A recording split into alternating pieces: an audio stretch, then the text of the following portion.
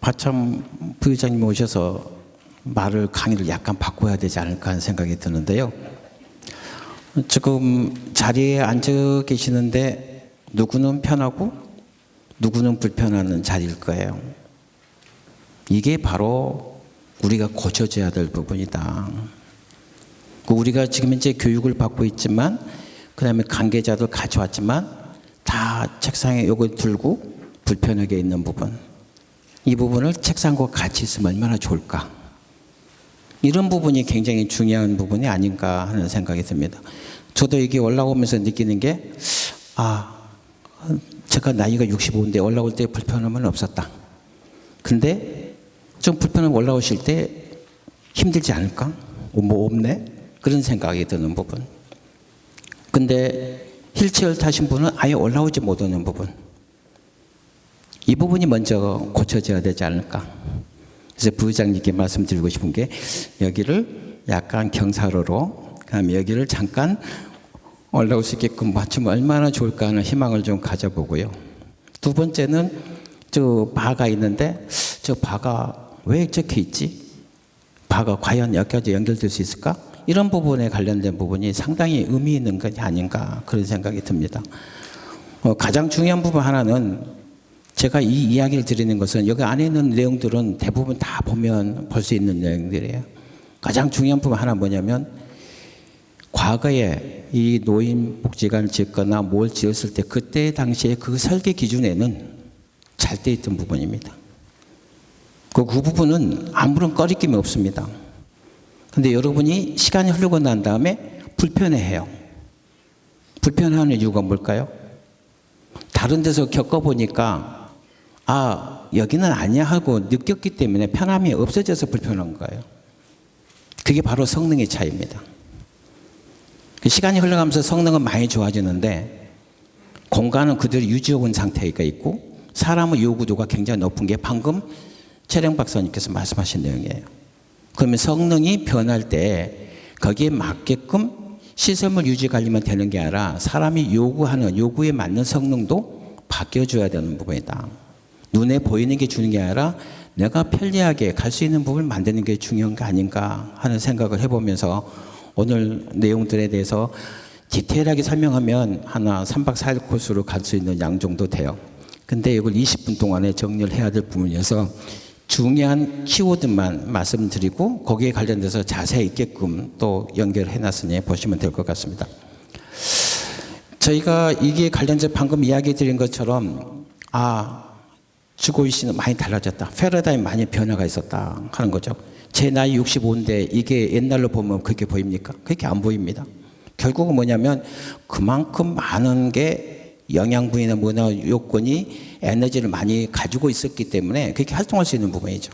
그러면 거기에 관련돼서 트렌드 패러다임이 어떻게 정책에 우리가 반영해야 될 것인가 하는 부분이고, 두 번째는 AIC입니다. 에이징 커뮤니티인데 이건 뭐냐면 지금까지는 전부 다가 아파트나 어디나 마을이나 그 안에 있는 집, 주동, 단지 그 정도만 봤는데 이제는 그게 아니라 지역 자원과 연계해서 얼마나 편리하게 갈 수 있을까. 여기를 오는데 웬만하면 찾아오기 힘들게끔 돼 있어요. 근데 여기 오면 너무 천국인데 노인께서 오시려면 꼭 그 스케줄 맞춰서 올 수밖에 없어요. 근데 그게 아니고 도시와 연계해서 아주 쉽게 올 수 있는 방법, 그리고 아무런 부담감 없이 올 수 있는 거. 그럼 과천시는 저도 과거에 살았기 때문에 신혼 때 살았기 때문에 그냥 유유자자 거리면서 여유있게 여기 올 수 있는 길, 이게 유니버설 디자인이 아닌가. 그래서 그런 부분에 관련된 부분이 가장 중요하지 않을까 하는 생각이 드는 부분이고요. 그 다음에 AIP에서 AIC로 가는 부분은 대세의 흐름입니다. 그래서 이런 부분에 관련돼서 아까 최령 박사님께서 말씀해 주셨는데요. 여기에 주거이슈 정책 패러다임에 이 부분은 유튜브에 들어가 보시면 그 내용을 자세하게 볼 수 있습니다. 그래서 한번 쫙 보시면서 이게 윤영호가 뭐 때문에 이걸 해놨을까 하고 한번 고민해 보시는 퀴즈로 한번 보시면 좋지 않을까 생각이 들고요. 그래서 우리 이슈 중에 가장 중요한 부분에 지금까지 이슈 중에 가장 중요한 지금 현재 모든 우리나라의 가장 키워드는 초고령화가 가장 중요한 키워드입니다. 그러니까 두 번째에 나온 게 1인 가구 모델입니다. 1인 가구가 가장 중요한 부분에 연결되어 있습니다. 거기에 따라 붙는 게 저출산, 저출생이라는 부분이 따라 붙습니다.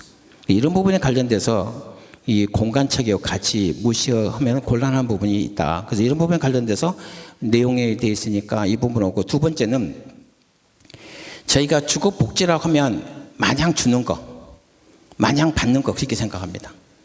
근데 재정이 한계가 있어요. 그래서 이거를 주거 서비스라는 산업으로 끌어가서 민간과 같이 코어하면서 산업 생태계로 옮겨가줘야 된다. 그래서 그런 주거 서비스라는 게 상당히 많이 요구되고 있다. 저희가 옛날 주거 서비스에 설명할 때는 주거가 무슨 서비스 그렇게 됐는데, 옛날에는 5인 가구가 살기 때문에 내 역할이 굉장히 적어요. 일부만 하면 돼요. 근데 1인이 살면 모든 걸 다 해야 되죠. 먹고 자고 모든 걸 다 해야 되잖아요. 근데 요새 MZ세대나 조금 IT에 박식한 부분 어떻게 합니까?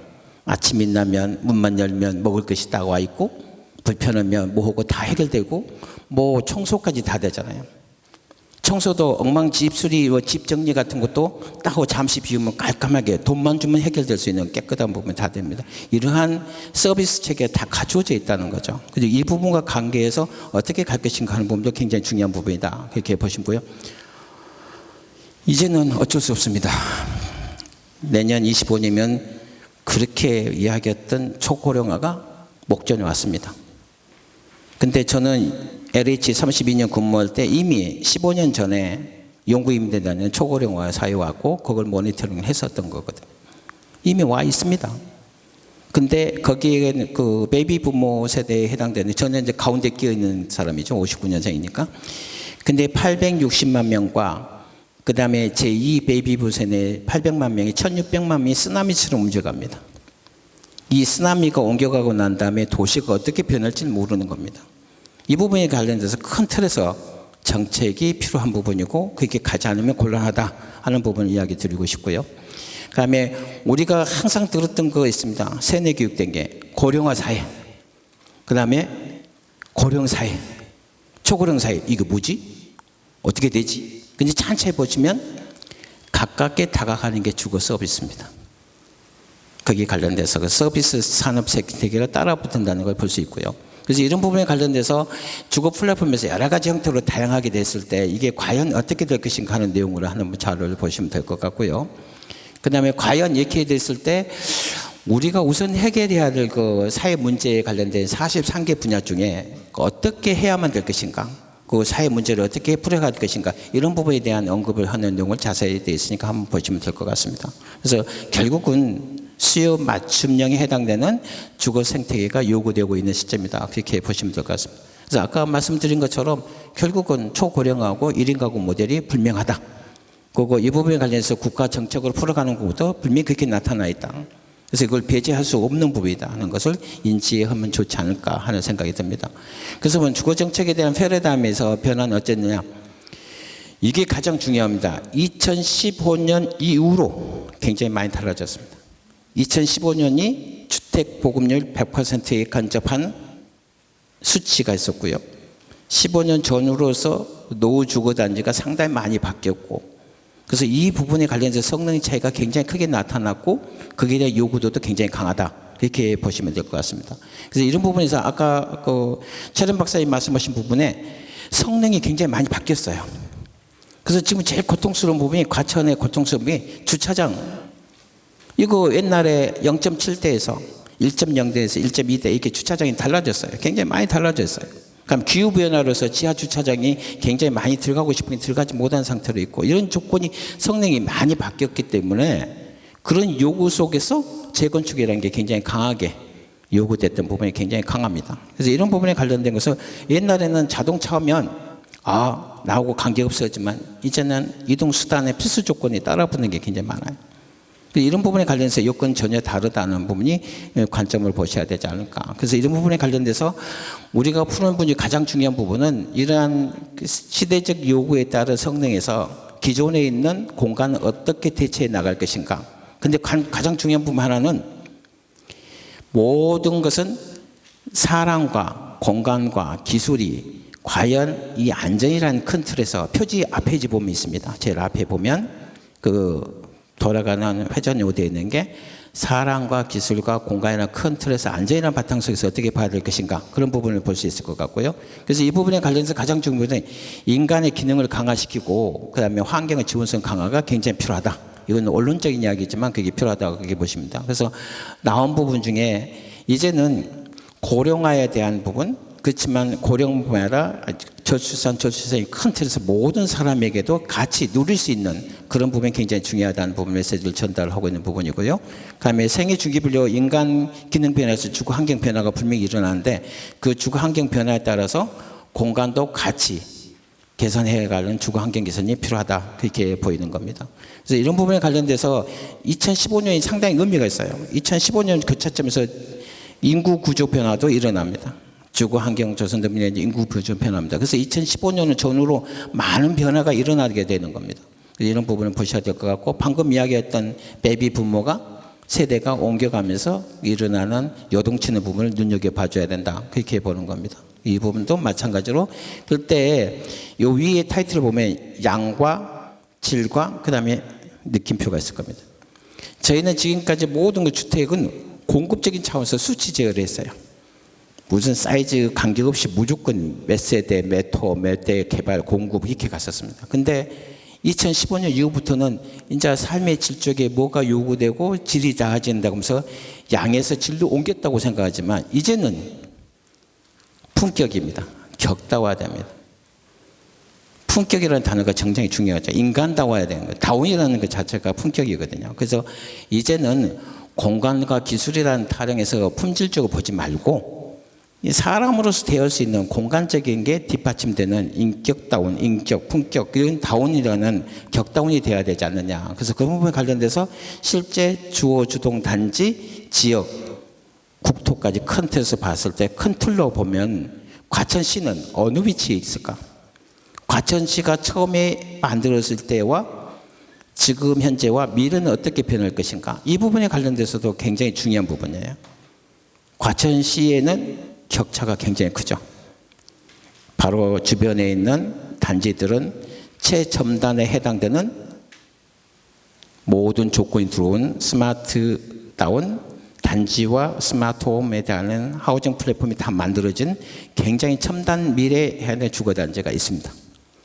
그다음에 중간에 나온 부분 중에 하나가 재건축 단지가 있습니다. 근데 재건축하지 않은 단지가 있고 또 소외된 연립 단지가 있습니다. 여기에서 편차가 굉장히 심해요. 그러면 거기서 어떻게 성능을 보존해 줄 것인가? 이것도 장기적으로 큰 틀에서 봐줘야 될 부분이다, 이렇게 보는 겁니다.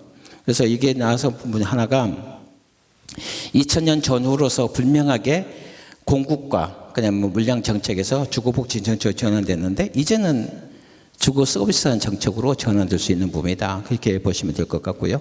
그래서 나온 부분이 프로그램에서 플랫폼으로라는 단어가 있지만 이제 서비스에서 인프라라는 단어가 있지만 이런 부분에 관련해서 질적인 것보다도 이 실제 다운 그 격다운 쪽으로 유도가 필요하다. 그래서 나온 부분이 서비스는 서비스 형태로 가는 게 아니라 그 집의 안에 인프라에서 서비스 인프라를 끌고 갈 수 있게끔 정착이 돼야지 따로 분리체계로 가는 건 바람직하지 않다는 이야기를 한 거고요. 그래서 이 부분에서 기술과 공간과 사람이라는 삶에서 과연 따라붙는 하드웨어 쪽에 해당되는 거나 그 다음에 소프트웨어에 해당되는 거나 휴먼웨어에 해당되는 거나 컨텐츠웨어 이런 부분이 같이 연결시켜서 어떻게 풀어갈 것인가, 이게 과연 유니버설 디자인과 어떻게 풀어갈 것인가, 이런 고민을 좀 해봐야 된다, 그렇게 보고 있습니다. 그래서 나온 부분이 이 부분입니다.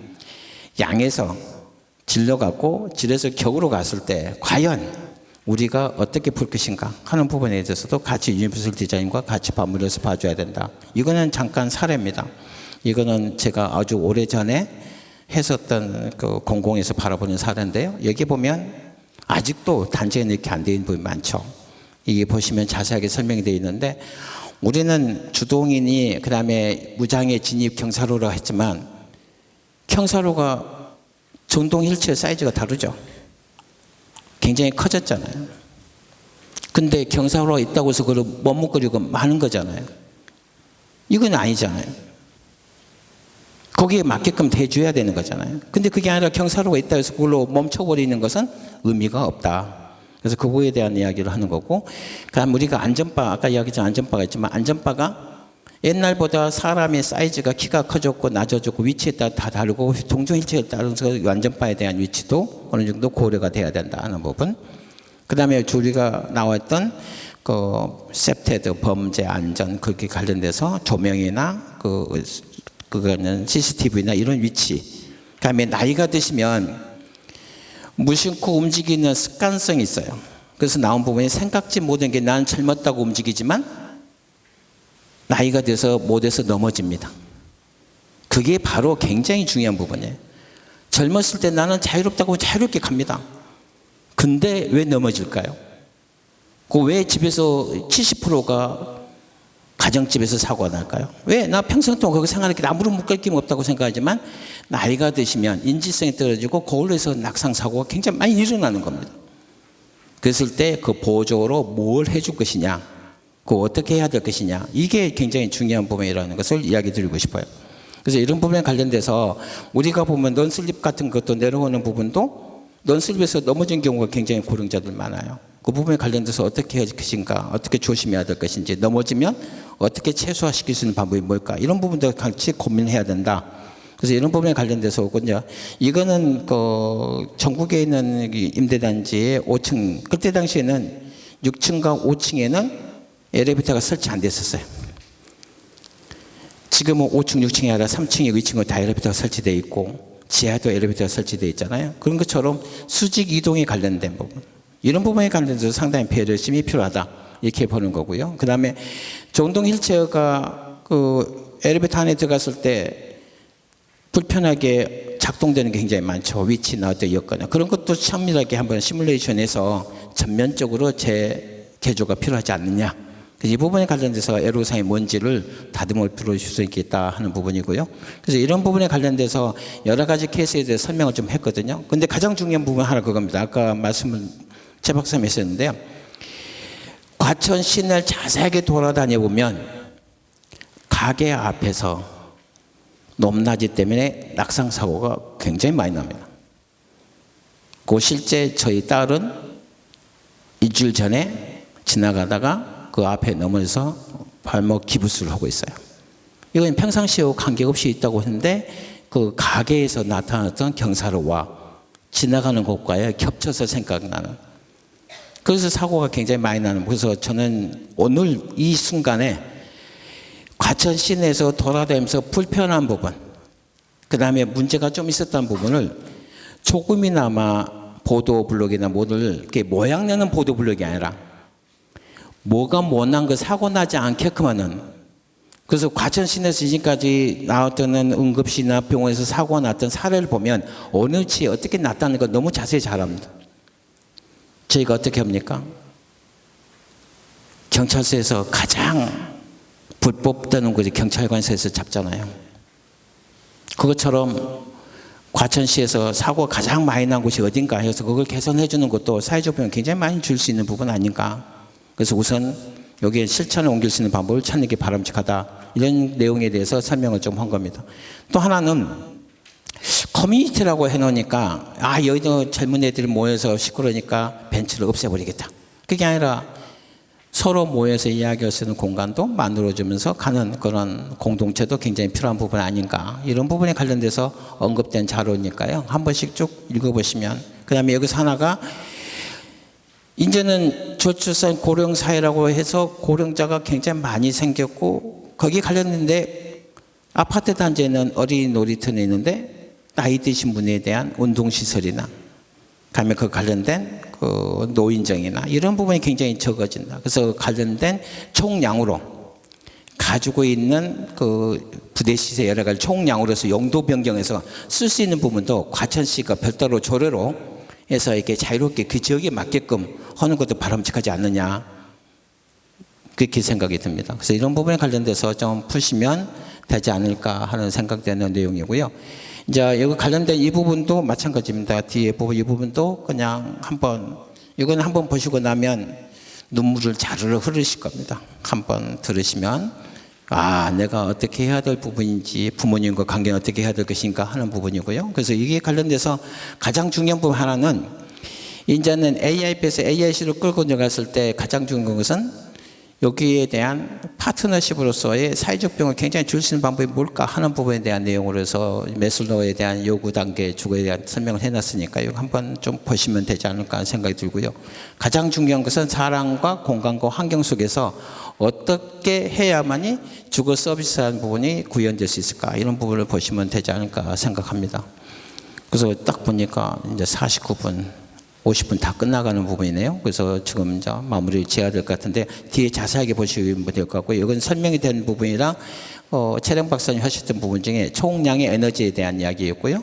그 주거 서비스 플랫폼에 대한 필요성 증가에 대한 설명을 좀 했습니다. 여기서 가장 중요한 부분은 가구와 주거 주동 단지에서는 AIP에서 주거 단지와 지역 인프라라는 큰 틀로 옮겨가는 AI식 기반까지 끌고 들어가면서 사회적 분을 줄이자 하는 부분입니다. 그 다음에 이 부분에 관련해서 가장 중요한 부분은 키워드가 거기에 있는 것 같아요. 생활 SOC라는 큰 틀과 그 다음에 공공에 관련돼서 삶의 개선적 공공센터가 가지는 부분과 서비스가 연계식에서 어떻게 풀어가고 공간 체계를 만들어줄까 하는 내용이고 이거는 또 신정부와 연계식에서 어떻게 같이 물결을 타고 나가면서 가져야 될 것인가 하는 부분에 대한 이야기를 좀 했고요. 그래서 가장 중요한 부분이 이겁니다. 서비스 연계 선순환 구조에서 신체적 안정 서비스하고 관계 확장 서비스하고 거기에 관련해서 평생관리 서비스하고 휴식 치유 서비스 관계 설정을 어떻게 가질 것인가. 그 여기서 유니버설 디자인 공간의 삶의 질적은 어떻게 풀 것인가 하는 부분이 굉장히 중요하다 이렇게 보는 것 같습니다. 그거 대부분 다 이걸 보셨을 거예요. 편리한 삶, 쾌적한 삶, 그 다음에 안전한 삶, 즐거운 삶, 건강한 삶. 편리, 편의, 안전, 쾌적, 균형 이런 부분이 다 함께 유니버설 디자인 쪽에 묻혀 있어야 느낄 수 있지 않을까 하는 생각이 듭니다. 그래서 이런 부분에서 주거 정책을 큰 틀로서 봤을 때 우리는 수치로서만 가는 게 아니라 양적으로 양적인 수치로 가는 게 아니라 성능적으로 가지만 격으로서의 가는 인간다운 그 삶의 질적으로 끌고 가는 게 바람직하지 않느냐 이렇게 바라보고 있습니다. 감사합니다.